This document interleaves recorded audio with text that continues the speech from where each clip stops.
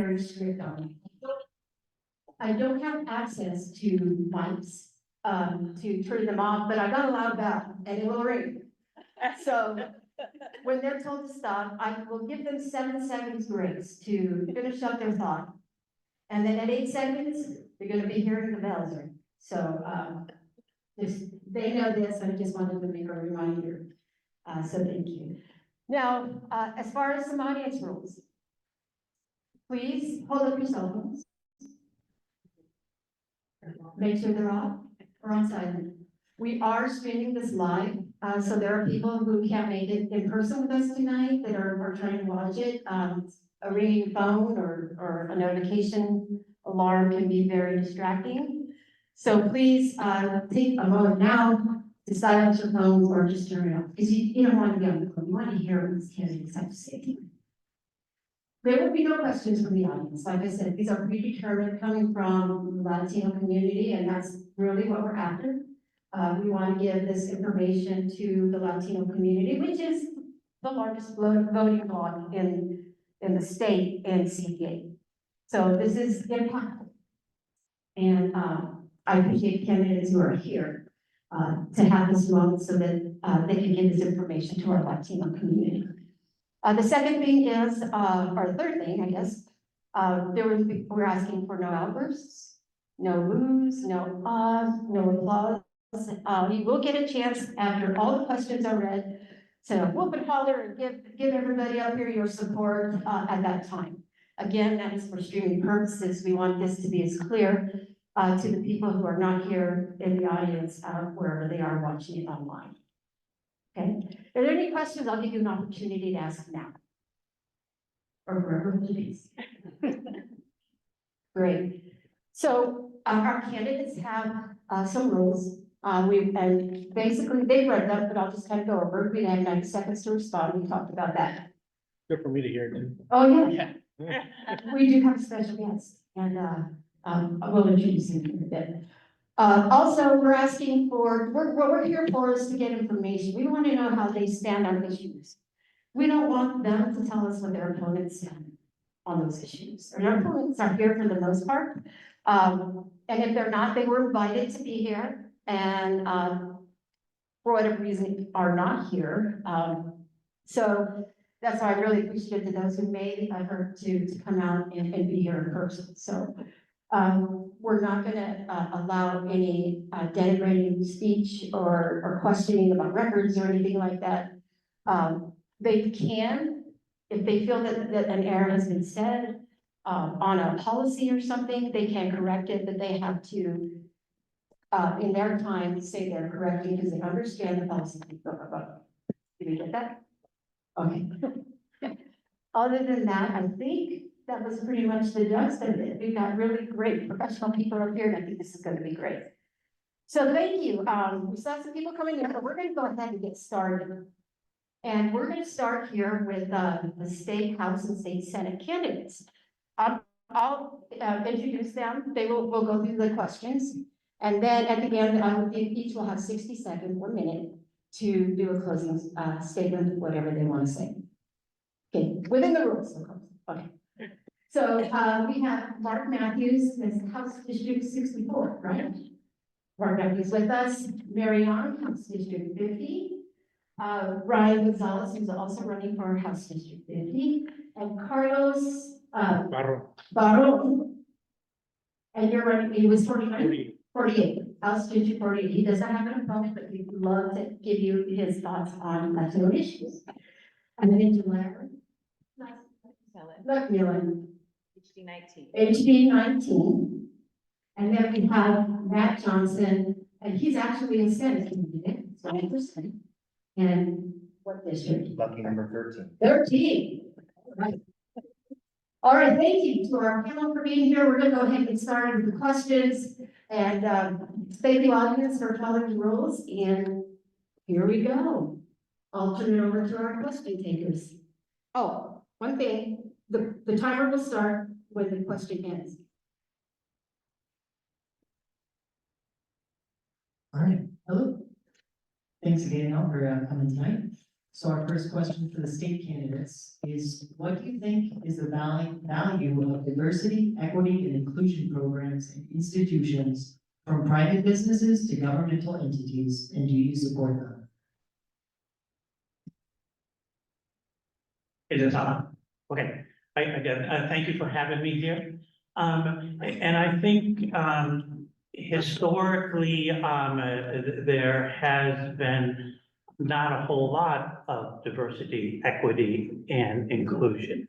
And so I think every effort, to promote diversity, equity, and inclusion, would be, in my mind, very useful.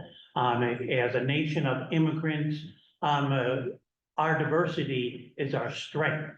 And that has been one of the best things about our country. And so I think it's something that we should very much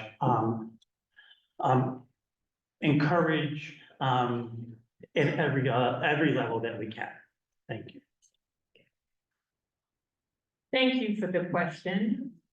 I have lived in this community a long time, and when I hear diversity and equity and inclusion, I think it is an important conversation to continue. It's important for the Latino community, and it's important for many of their allies, for the community of those with disabilities, for aging populations. We need to have an open conversation.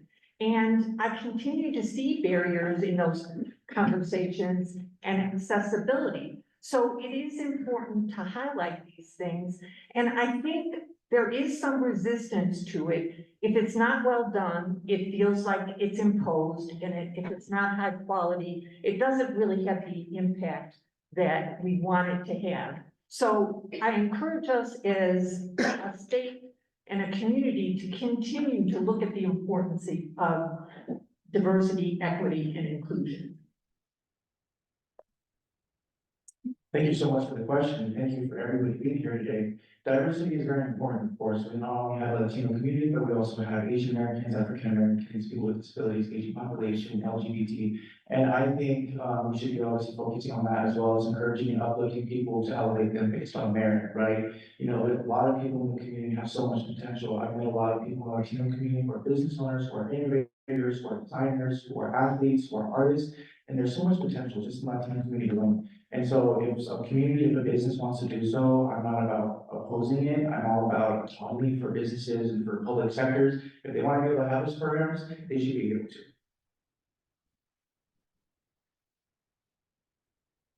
Well, first of all, I want to thank the sponsors. I want to thank the host here and everybody here for showing up. I also believe what Ryan said, diversity and inclusion is also very important. As a Mexican-born immigrant here as well, I haven't seen any in my personal life, anything that I've been excluded from. And I believe every company has the right to choose. This is a free market. This is a free country. We have the right to choose and include everybody and anybody to work or to participate in your events. And those, like Brian said, we're a country of a wide range of people and a wide range of physical and mental inclusion. So I believe in that as well. And where we have it now, if we can fix it, we should fix it. Thank you. Do you mind repeating the question so we can get all of the details that you? For sure. What do you think is the value of diversity, equity, and inclusion programs in institutions from private businesses to governmental entities, and do you support them? Thank you. So I recently had a conversation with someone who was a friend of mine, didn't know a lot about me, was interested to know that I was running. And he was really concerned about some of these programs because he felt like it reduced his ability to have access to things by his hard work. And so we had a conversation about equity versus equality. And I talked to him and how I believe that there have been some, because of some of the historical and structural issues with racism and discrimination in our country, there are some instances where it's important to provide opportunities in different ways for different people who need access in different ways because of their circumstances, or sometimes circumstances outside of their control. And so I do support programs that can bring in some of that leveling of the playing field for people who might need opportunities. And so I think that it is appropriate for us to address those needs so that people have equitable opportunities. Thank you all for having us. That's been said, but it's really important that we are all here to be able to hear from each other and from all the candidates. I'm sad that my opponent has turned this one down also. And I'm hopeful that we do have that time in the future to let the people hear what we have to say on the issues. Other than that, let me move on, because diversity, equity, and inclusion is everything inside of a workforce and inside of all organizations. The reasoning is different than for just each individual that is a person of color or is a female. It's actually in order to make sure that the organization runs better. When you have a diverse group of people that are running an organization and making, not just making the decisions, but also inside of the workforce, then you have different points of view that can expand the organization into something bigger than it is. And I want us to be clear, it's not just for the individual that we need these DEI programs. It's for all of us to be able to do this. And I'm hopeful that we can understand that still to this day, women and people of color get paid less than people that look like me. And people of color that are get paid even less. And until we fight that systemic line, we can't fight societal racism or sexism until that line is crossed. So we have to get to the point where all of us up here, and when many of us are at the Capitol, that we address that immediately. Thank you. Thank you. Can I speak in real quick? I apologize. So I made a boo-boo, I'm sorry. We have someone here from UNC who'd like to give an opening statement. I'm so sorry, Annette, I got into this wing and we'd love to hear from you. Please welcome Mr. Martinez.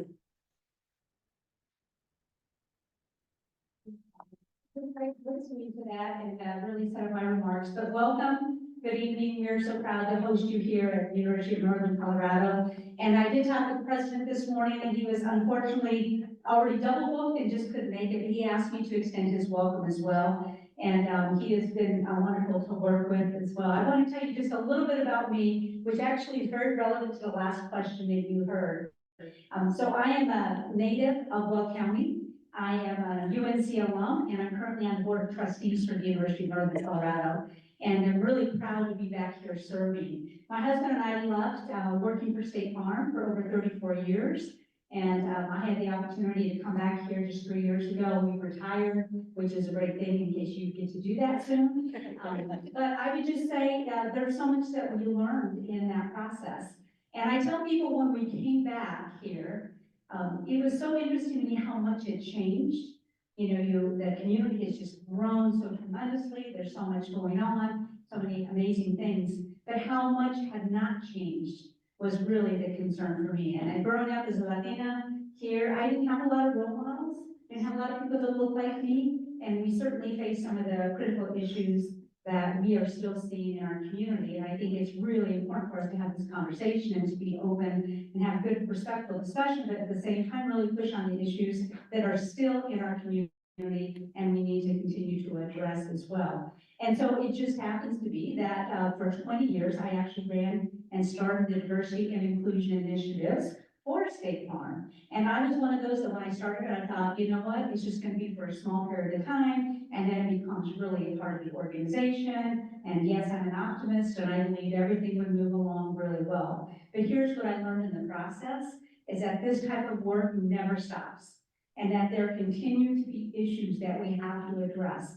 Pay is a huge issue right now. When you have not made movement for women, you made it slightly, but for women of color and Latinas are the lowest paid of all of the different communities. And so when you haven't even dealt with that one really, really big issue, there are all these other underlying issues that need to be done. And I think it's just so critical for us to have this conversation, to create demands, to understand that we do deserve and are able to have a voice in this movement.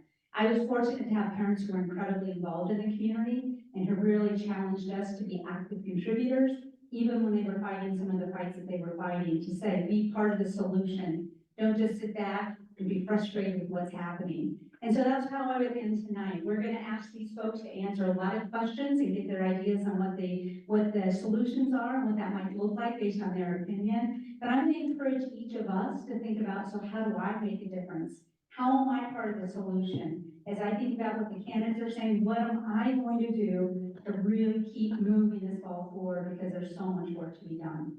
So welcome, we're so thrilled to have you here. I'm honored to be a part of it as well. Thank you all for being here and for representing us, and no, I'm not running for office.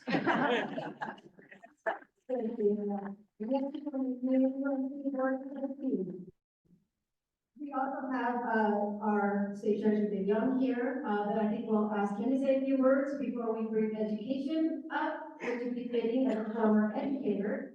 So, oh, he's coming right now. So, come on down, Dave.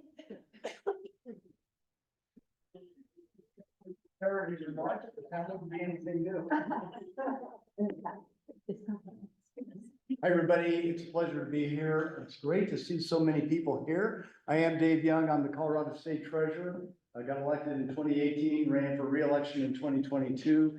It's my honor to serve the entire state of Colorado, handle all the finances for the state of Colorado, and I live in Greeley. So it's really nice to have that opportunity. But I do go all over the state. We're working on a variety of programs.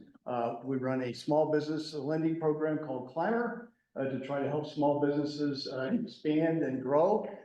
We also have launched a huge retirement savings program called Colorado Secure Savings for 1 million people here in the state of Colorado in the private sector that don't have access to retirement savings at work. And my whole goal is to make sure that everybody has a dignified and sustainable retirement. And that's what I'm trying to do, lift everybody up, make sure that people get on a better financial track and that they enjoy their entire life, their working life and their retired life. We have other programs dealing with property tax, but at the end of the day, you've got to put a control on me or I'm gonna get wound up here. Throw a red flag at me. I love doing the job and I thank you so much for putting me in the position so I can be successful in the role that I'm in.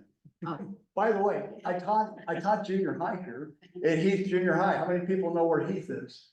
So I taught there for almost 25 years. So thanks, Stacy. You're welcome. I think you were a student I there. was a weren't you? student. I call you a lady.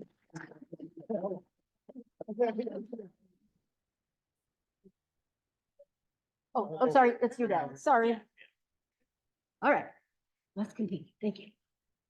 All right, thank you, everyone. Getting back to the questions, on to number 2. The current immigration narrative has attacked the character of immigrants. For example, Donald Trump has blamed Aurora immigrants for the presumed high rise in crime, even though data indicates immigrants are less likely to commit crimes. What do you think immigrants contribute to our state, and why do you think this anti-immigrant rhetoric continues despite the contradicting data? Thank you for that question. Is this my turn? Yeah. Good. First of all, I want to thank all of you for being here. It is wonderful to be here with you on this day to talk about these really important topics. And I want to say that I'm the child of all my grandparents were immigrants and came to this country. So it has been previously said, immigrants are really the blood and soil of this country. The country was built on immigrants after they joined the indigenous people who were already here. And we need to acknowledge and respect what they contribute to our country. We know that many of our businesses really depend on immigrant workers in order to continue their businesses. But really, for me, the issue is that the federal government needs to finally come together and provide a cohesive, manageable federal program for immigration so people will no longer be scapegoated and targeted.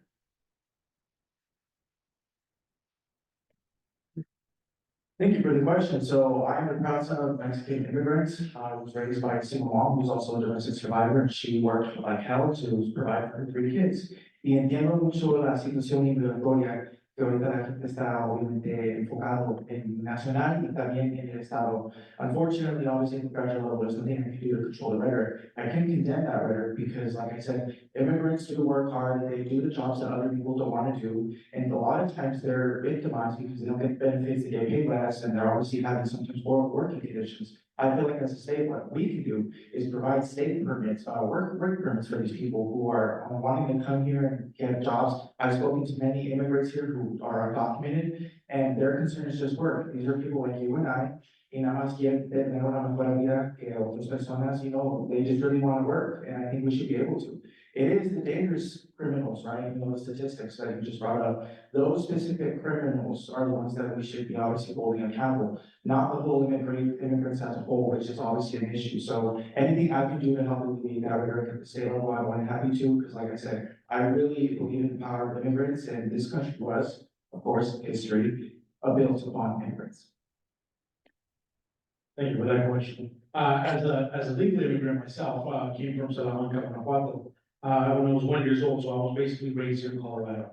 Both my parents also came over here legally with work visa, and as soon as they started working here, they started the process of becoming a resident. So I was brought over here when I was 1, and everything worked out pretty well. As far as the question, there's criminals in all aspects, not just immigration.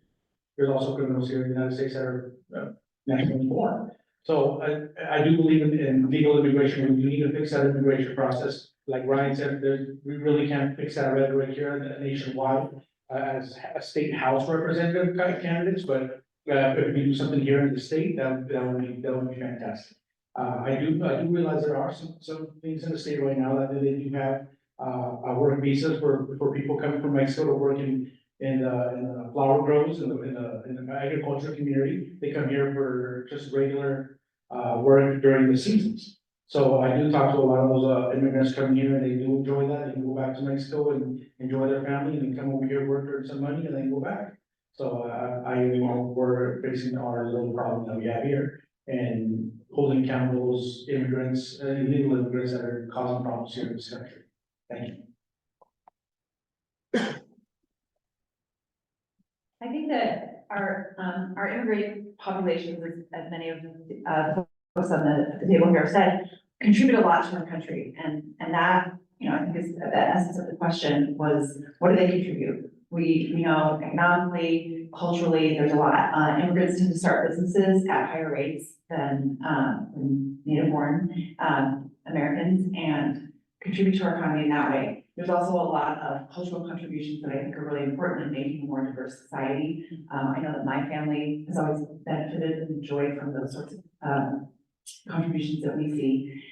Specifically addressing the question why I think it continues to, this rhetoric goes on when the data is showing us that immigrants commit crime at a lower rate than others. I think it's because we have people that want to sow fear, and they think that by othering other people, they can gain more power.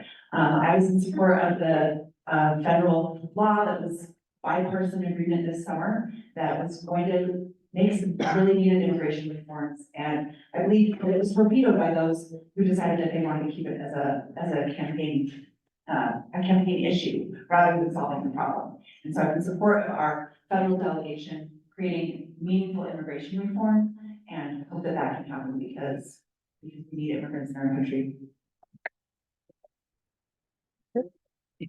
Yeah, another great question. I want to reemphasize the difference between, well, first of all, rhetoric. Rhetoric is not a bad thing. Unethical rhetoric is just as it is unethical. And what is being said about the immigrant community and crime as a whole is unethical.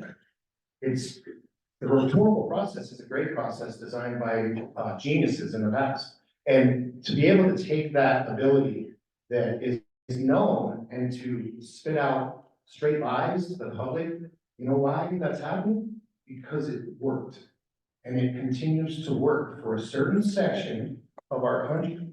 Just as I was saying previously about systemic versus societal racial issues, Systemic is what we can all deal with from the governmental level. What we have to recognize is in the societal racism that is underground in our country right now. That's why that rhetoric exists, that we hear about the immigrants causing criminal activity. And with the whole idea of crime being such an issue, I know that my opponent is all about this, saying that it is the largest issue and they're going off about it. The reality is that in most parts of our district, right here, crime is not gone up. I help fund the largest police funding in the history of the city of Brighton, where I'm a council member, and I'm gonna continue to do that, but I'm gonna make sure that systemically, it's not aimed at people of color. Again, I do, thank you for the question. And for me, I reject the racist, anti-immigrant rhetoric, disinformation, and lies that have been propagated. It is shameful. Now, we can form a bipartisan agreement in terms of immigration. As was mentioned, it was done last year, but it was torpedoed. It was also done in 2013 with our own Senator Michael Bennett, who with his bipartisan group came up with immigration reform. 68 people voted for it in the Senate, but the Republican Speaker of the House would not even bring it for a vote. So it can be done. We just need the people who sincerely want it to be done.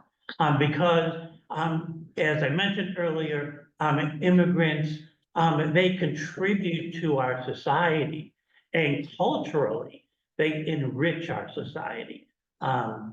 Thank you.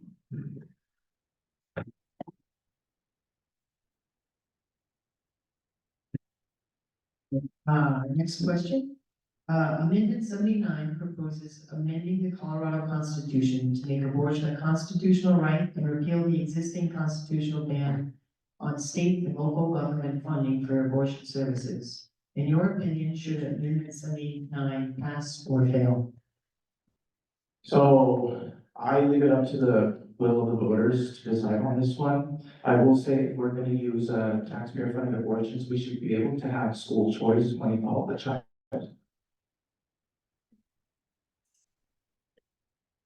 Also, I'm in a position where I have my personal thoughts, but I am also have the will of the voters. So whatever the voters decide to do, that's what I will follow. And yeah, that's all I have to say. Thank you. I'm a mother of four, and so I really know what it means to take on the responsibility of raising a child. And I believe that that's one that we should leave to women to make with their partners, their doctors, and their God as applicable. And so I believe that we should pass this amendment. I believe that 2/3 of Colorado voters, that's kind of what the polling shows right now, that they are in support of it. And this is something, sometimes abortion care is one of life or death. So it's something that we need to protect as a matter of healthcare for women who need it. And that's all I have to say about that. Yes, it should definitely pass 100% for 79. I want to be very clear about something that one of our forefathers said in a major document. You might have heard of it. They said that there are self-evident rights. The body autonomy, full body autonomy for all of us should be a self-evident right that we all have as human beings. Something inside of your body should be decided upon based on your own thought process. I do believe that life begins at conception. And I know that some people think that's a dichotomy in thought process, but it's not. Because it's inside of a body, and that self-evident right lasts through all. It is the test of time, and it should be. And until we take that on and make sure that that self-evident right is held, then once again, it's a societal issue inside of our own country that doesn't allow for a woman to be in a doctor's office and make her own decisions based on what her and her doctors. As my point continually wants to get in doctor's offices and in other places, but not onto a debate stage. We need to be very clear that these moments in time are the ones that we need to be clear about as we go forward. Because I have a 4-year-old or a 3-year-old and an 8-year-old, and both of them happen to be females, and I don't want them to still be sitting here wondering if they can get full health care in a doctor's office without worrying about my opponent and his rhetoric hitting that doctor's office. It should be between them and them only, and I'm a bit over it with the idea that there should be another way there. Self-evident, right? I'd just like to throw in a reminder, please, keep the answers focused on your own stances and not mentioning your opponents. Yes, and thank you for the question. As a retired physician, who has cared for thousands of patients, I have come to recognize that a woman is fully capable of making her own reproductive decisions. And no one, no government, no insurance company should tell her what to do or what not to do. We have seen the tragedies that have occurred in the country for women who have been denied care. And they are heartbreaking. But from the medical point of view, I can tell you, those people who are in the emergency room and afraid of their lives and their livelihood, their hearts are broken when they're told to turn this person away. And that is absolutely morally wrong. Thank you. Thank you for this very important question. As a woman, I fully support the Proposition 79. It is essential that women once again in our Constitution clearly understand that they have a right to control their own health care, especially their reproductive health care and access to abortion care. There are other parts of this proposition that really are important to look at. It doesn't mandate the state provide Medicaid funding for abortion and reproductive health care, but it provides a pathway for the legislature to do that. And as we think about under Latino communities and we look how they get their health care, many of them are getting health care through Medicaid. And one of the biggest barriers to accessing reproductive health care and abortion care is financial access. So pursuing that pathway will give women who want to control their bodies and make decisions about when they're going to plan their family or address a significant medical issue, it will allow them to do that. And it will also allow public and local governments to make that decision also. Thank you.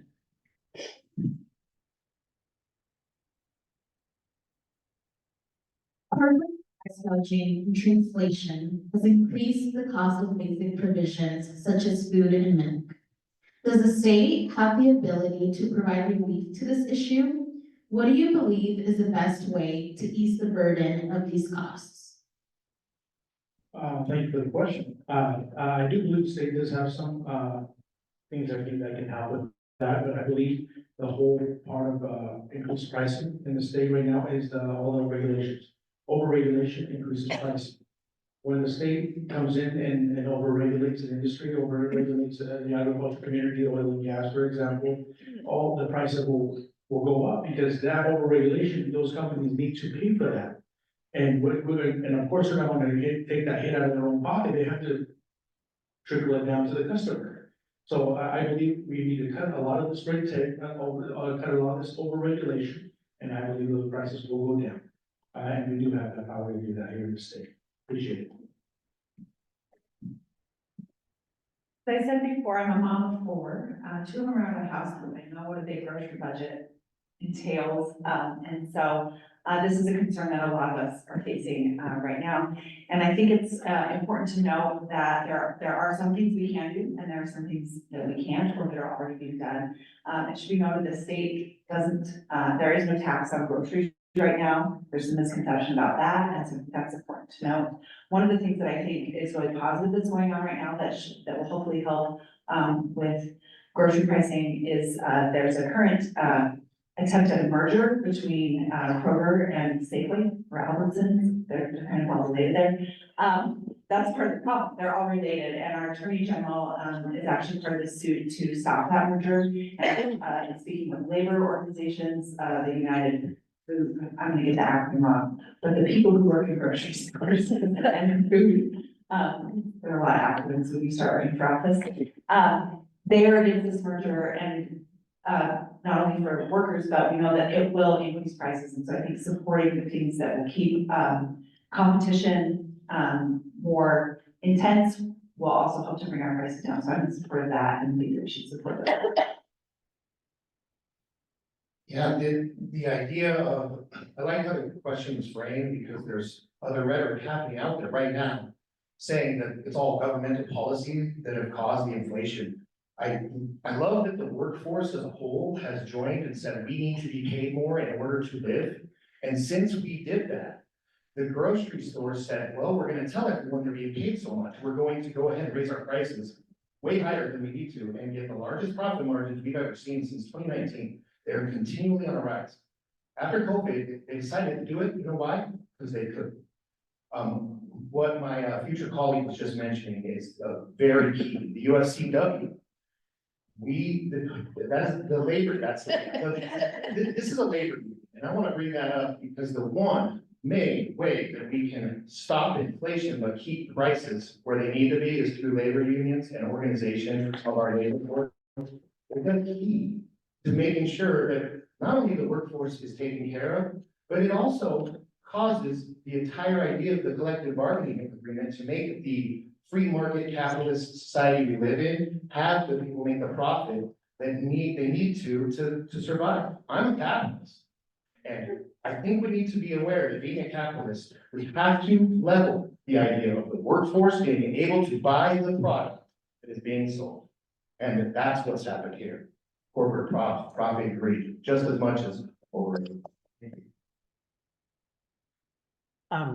Thank you for the question.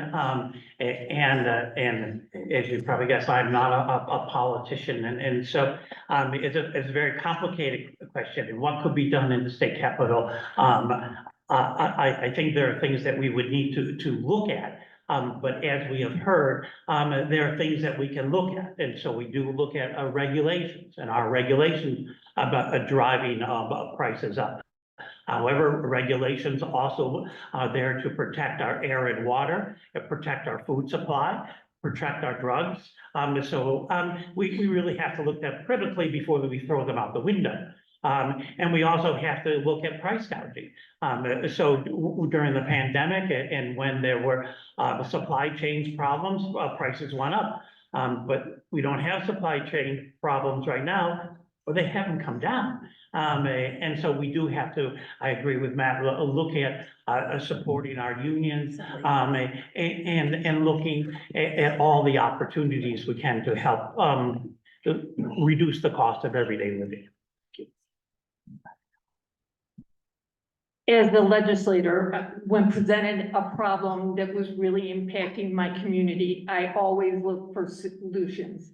And price gouging currently is a real problem for people in our community. And as a working person, for me too. We need to sort of unwind what really is happening. There has been mentioned thinking it's overregulation. But I really don't understand why in an oil-rich community like ours, we're paying more at the gas station than other communities are. So we need to unwind this. I'm happy the Attorney General is pursuing his effort to stop the merger of two large grocery stores, because we know that not only will that raise prices, it's also going to create more food deserts, which we as a community have suffered on and off from those conditions. So my commitment is to look at what powerful steps we can take in the legislature to address these issues of price gouging and trying to understand why inflation is not impacting our pocketbooks the way it should. So a lot of what was said is true, right? I think what we're describing is the crony capitalism with a lot of these bigger, companies that also squash competition. I'm all for a free market approach where we encourage not only competition, but innovation. When we have competition, prices will come down. Now, what has been said also, some regulations are in fact downing and also driving the costs up. You also have fees that the legislature has passed in recent years. So you're paying a fee when you get gas per gallon, you're paying a fee at the grocery store, you're paying fees for tires, you're paying fees for your car registration. So all of these fees also add on top of that, which obviously drives the cost up. Now, I can tell you also, I've talked to small business owners, and some have actually shown me their books. And I can tell you the profit margin is not much. They really do want to pay their employees more, but they can't with all these other costs and administrative expenses that they have to comply with. And a lot of these policies put in place obviously take time to implement, so we're not seeing the immediate ramifications in real time. It obviously takes a while. So again, they have to comply with these regulations, they have to add that to administrative costs, driving the costs up. But not all is intentionally price gouging, because like I said, I have been shown some books and their profit margin is very small.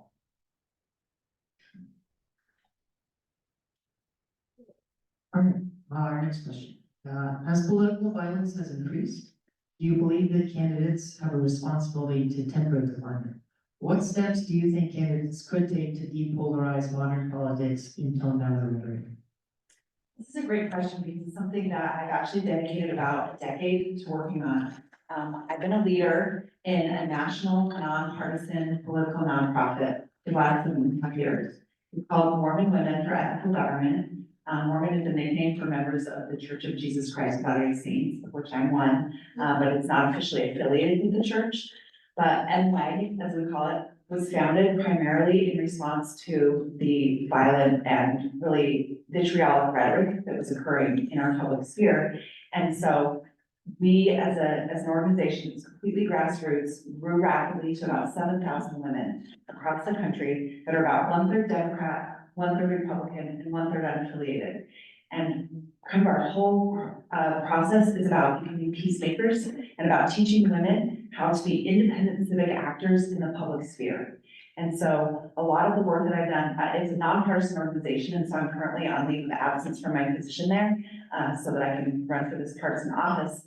But that's the work that I've been doing over these last many years, is learning how to be a peacemaker, learning how to work with people from across the political spectrum, and being able to do that in a way that is also solutions-based. So we've advocated for things like anti-racism, protecting the vote, immigration reform, children and families. And so I've seen it done, and that's the kind of positivity in politics that I will bring, and I believe I can bring to the legislation. Yeah, I want to say some comments that might be shocking to you. What if I told you that there's somebody running for office right now that says a revolution is brewing? It's time to choose sides. Political violence is the answer. If I told you all that, would you think they would have a chance to win? Well, in Senate District 13, there's a chance that this person wins. And the reality of that, those statements being said, and being allowed to say those statements and then maybe serve in the state Senate, that scares me. One of the reasons I'm happy to be safe, because the divisive nature of those comments is not just about the comment, it's about the idea that someone can say these things. Excuse me. Yeah, so the not only the ability to say those words, but the idea that they can be acted upon from our state capital. I have to tell you all something else that you might not be aware of. I go door to door a lot, and so does my team. We're all much more alike than they say we are. We hear how much different we are. But I go Republican doors, unaffiliated doors, Democrat doors. The same issues matter. Some of them are pro 79, some of them aren't. But each issue is its own. But the main issue that we need to remember is that we are all much more alike as Coloradans than we say we are. Thanks.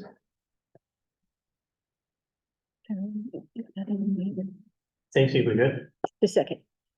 Another reminder that just keep the comments to themselves. Yes, just another reminder, please do keep your comments about your own stances on the issues. Thank you very much. Well, I agree the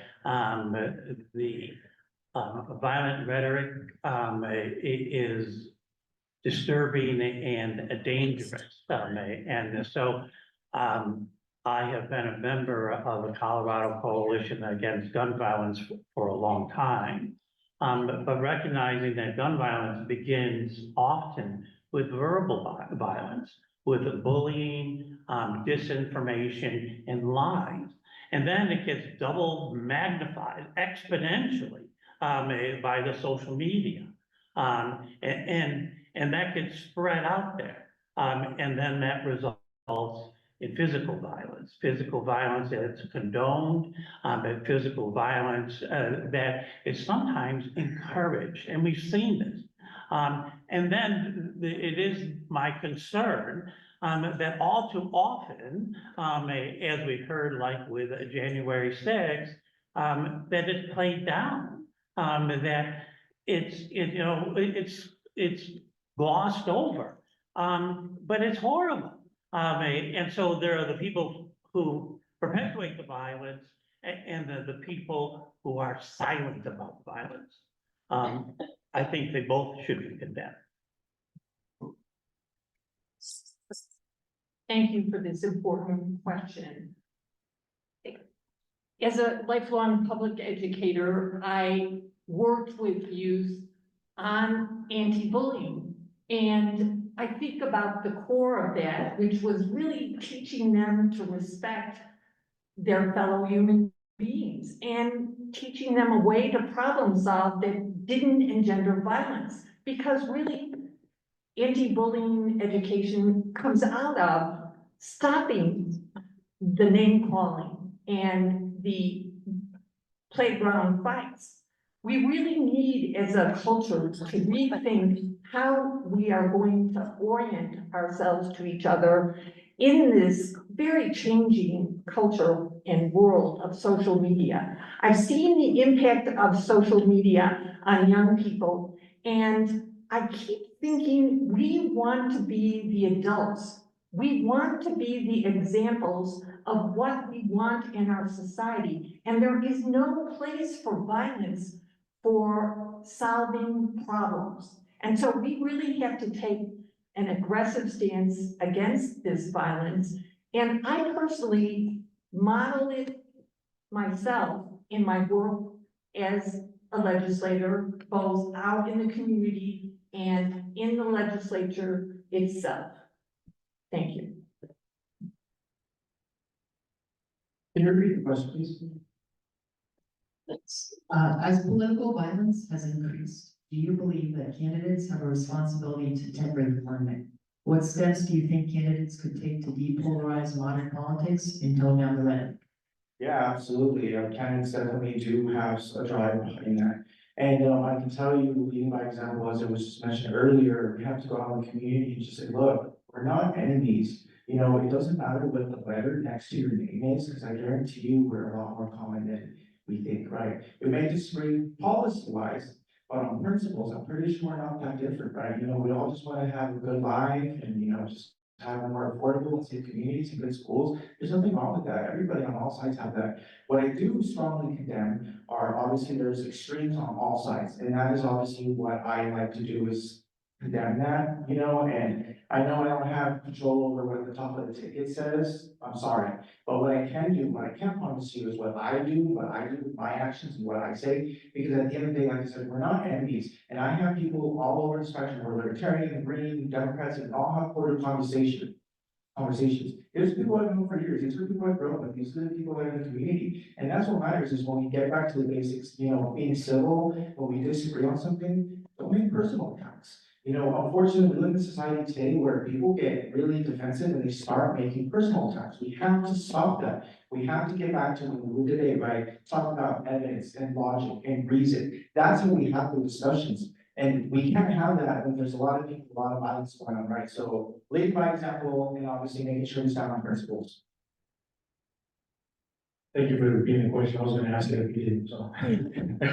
Well, that is a great question, and I do believe that we can't control. I mean, sin. Us as candidates, we can be civil with each other and with the people that we engage with. We are similar to, this is the disadvantage of being going last, as everybody said what I was gonna say. But I can repeat, yeah, we're all similar in many ways that we are different. We all have the same issues, we all want the same thing. Here, us as candidates, we want the best thing for the state of Colorado and its people, because we are state of Colorado and its people. We are also citizens here. We are elected to represent our citizens in our districts, but we also live here. So we all want the same thing. And coming down to political violence, the thing I see that it comes down to is mental illness. We do have a mental illness problem in this country, and we need to address that. Address it nationally, and if we can do it, address it here at the state level as well. And if anything can be done at the local level and in the municipalities, we can also address that too. I also know what local control is. I'm a council member in the city of Fort London, been there for 3 years as a council member. So I do like local control, and if we can do something locally as well, I'm all for it. Thank you for that question. Last question for the candidates. Will you support bills that give equal rights to immigrant and refugee agricultural workers? Yes, without an immigrant workforce in agriculture, there is no agricultural workforce. Right where I've been a city council member for 6 years, it feels like going on 60. Some of the tumultuous things that have happened. One of the biggest things is, right, Fort London, same thing. The Pulaski Farms right now has been going under a really tough time, and I've been not only supporting them, but trying to force the city council, my members, to act correctly as the court asks them to. And one of the first comments that I hear from multiple farms, Sakata Farms, Petraco Farms, and Pulaski Farms, is without an immigrant workforce, we don't exist. They've been there 95 years. And anyone that wants to stop the ability for anyone to work in any industry, we have to question, are you going to do the work? And when we won't do the work, we need to ask, we need the product. And last time I checked, we need food, and the best food that we could have is organic farm-grown food in our own neighborhoods. And we need to not just protect the farm, but protect that workforce, and at all costs. And because this was brought up a little bit before, we've got to find a federal path to citizenship for people that want to be citizens, so they don't have to just be a workforce. We should make them citizens. My wife, first generation from Mexico, Patricia, I'm telling you, she wouldn't be here if it wasn't for some of those policies back in the 80s. I'm sorry, could you just repeat the question again? Yeah. Will you support bills that give equal rights to immigrant and refugee agricultural workers? The answer will be yes. But again, I'm not sure if that's something that can be done on a state level or a federal level. But I agree with Matt that it's absolutely imperative that we support those who are helping our economy. And I think that they bring that value to our economy. And yes, I think I would be in favor of that. Thank you for that question. Over the years, I have worked with a number of families who were agricultural workers. Previously, as a legislature, I have voted to support the rights of agricultural workers. I want to, based on that, I do want to put the one caveat. I will support those bills in spirit with the idea that it is supporting agricultural workers. I never say I'm going to support a bill until I have it sitting in front of me and the contents are explicit and there are no unintended consequences, unfortunately, part of the bill. So thank you again for the question. Absolutely, 100%, yes, and I feel like we should go a step further with actually all industries, not necessarily just agriculture and stuff, but there's a lot of immigrants and documented migrants who work in different industries, and I think we should be making it, more humanity as possible, humble, we treat them right? And I have no problem actually crafting that bill and being the person to bring it on the floor. Also, 100% yes. As I mentioned before, my parents came over here as, with work visas. That exact reason. They came over here with work visas to work at the local farms, outside of Brighton. My father also worked at a tree farm in Longmont. So, and that was the path that he took. So he came over here working work visas and started the process of becoming a U.S. resident. So I do believe that that is very important. As far as I know, that's still a process, and it's just the process of getting the citizenship or getting the residency has extended longer. And I am willing to look at bills, willing to look at legislation that would try to minimize that as well, but time-wise, so we can make it possible for hardworking immigrants, like my father did, to become citizens, become residents, and also to be able to participate in everything that this great country has to offer. And not just that, I would take it a step farther, and then just, I would like to see the more Hispanic community get more involved in local, national, and state politics. I want to see them get more involved and to learn how the process is. And that's what I'm here for too. I want to be able to be that hand, that voice to let them know, if you have any questions, come to me. I will answer your questions. I will let you know how it is. That way you are more informed and you can make decisions for yourself. That will empower the migrants here in this country. Appreciate it. As I mentioned before, I'm a woman of faith, and I believe that that's really impacted the way that I engage in my political and my civic life. And it teaches me to treat other people as I would want to be treated, right? To see other people as children of God. And so yes, I would be in support of that. I think that we need to protect workers' rights. And I'm proudly endorsed by the AFL-CIO and other labor unions. And so we also need to make sure that workers have the ability to get organized and to be able to collectively bargain together and access more of the good wages and the benefits and the rights that are so often following that labor organizing. So, but similarly to what Representative Young said is that I also want to be a really balanced and measured legislator. And so I often kind of struggle sometimes when people ask me direct questions about things that I support or don't, because I say, well, I haven't read that yet. I need to see it. And so similarly, I'm in support of the rights, want to make sure I know what bill I'm signing and read it before I sign it. I think that's an important part of being a legislator. All right, thanks, Al. And to close out our state candidates, please go ahead and tell us, you've got 60 seconds for closing statements, and please do keep it on your own stances and all that. Start with one. First of all, I would like to thank the Latino community, the Greeley Tribune, the League of Women Voters, and thank you for inviting me here today. And I would like to thank the other participants at the table for their thoughts and insights. And I also thank everyone here who took the time to come here and listen to our views. It's so very important in our democracy.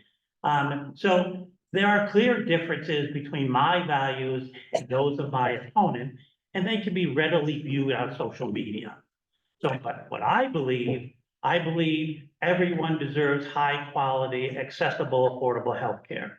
I believe that women are fully capable of making their own reproductive decisions. I believe LGBTQ people deserve equal rights. I believe all students in Colorado deserve high quality public education. And I think protecting our children should be a higher priority than protecting guns. And finally, okay, I thank everyone at the table because I agree that we have more in common than what divides us, and we can work together to improve our community. Thank you, Mark. Thank you to all of you who brought us together. And I want to talk about the fact my values are rooted in serving my community with all of its rich diversity. I have a long history of public service as an educator, fighting for equity and rights for the Latino community. I care deeply about Greeley, Evans, and Garden City. My husband and I have lived in Greeley for almost 40 years.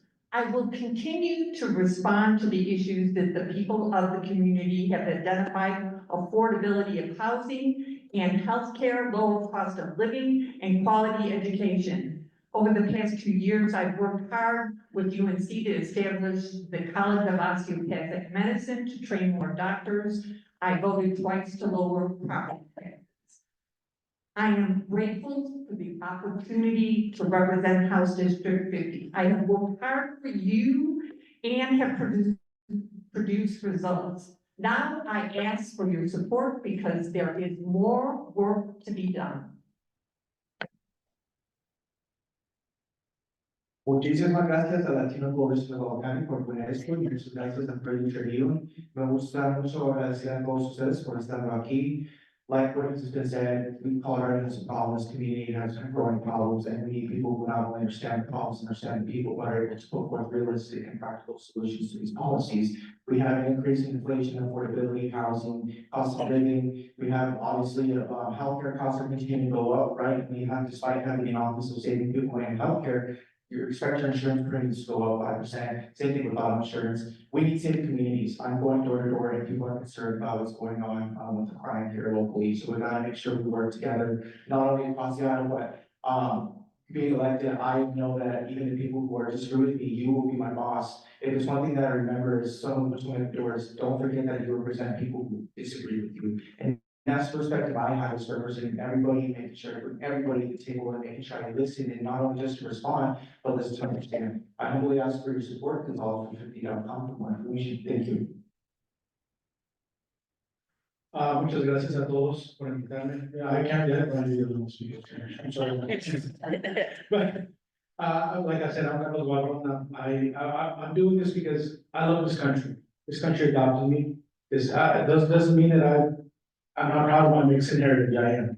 I grew up Mexican. In my house, my kids speak Spanish only. They can speak whatever they want outside the house. But we are bilingual, sometimes trilingual. My wife is also teaching my kids Italian. My wife studied Italian in college, so it's beautiful. It's a beautiful thing to know multiple languages and to hold on to that Hispanic heritage that you have, but also be proud of the country that you live in. And we are.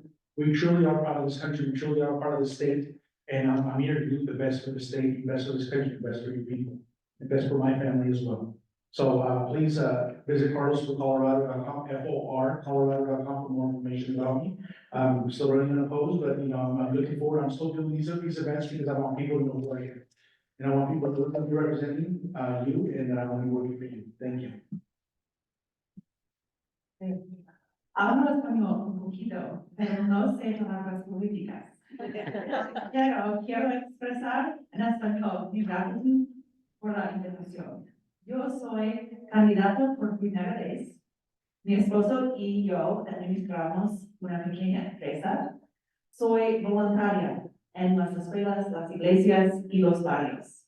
Soy directora de una organización política no partidista. I'm a first-time candidate, a mother for a small business owner, and volunteer and leader in schools, church congregations, and neighborhoods. For almost a decade, I've been a leader in this national nonpartisan political nonprofit. I know a lot of voters are tired of the extremism in politics, and I believe I can bring nuance to those issues. As a mom and a small business owner, I worry about the rising cost of living, safety in our schools and communities, and access to healthcare. I will bring my leadership and problem-solving skills and my nonpartisan advocacy experience to address the issues in the legislature.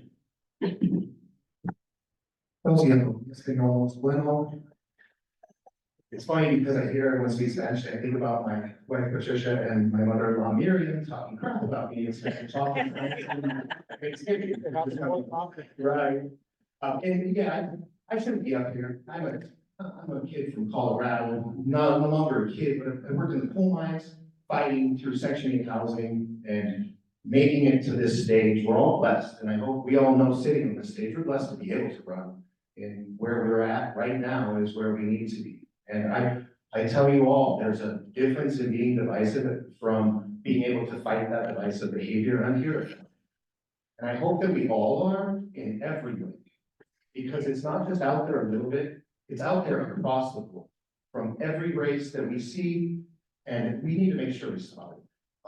I will say one last thing, because it will be my last comment. I would love to debate my opponent. Where are you, Scott?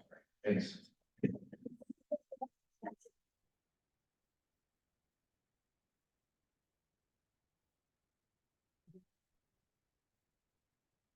All right, thank you for that applause. Thank you to our panel. If we can do a quick change out, have education, take a seat. We're just a little bit behind. Hold on. We'll get through this. Thank you again so much, all of you, for gave such important information.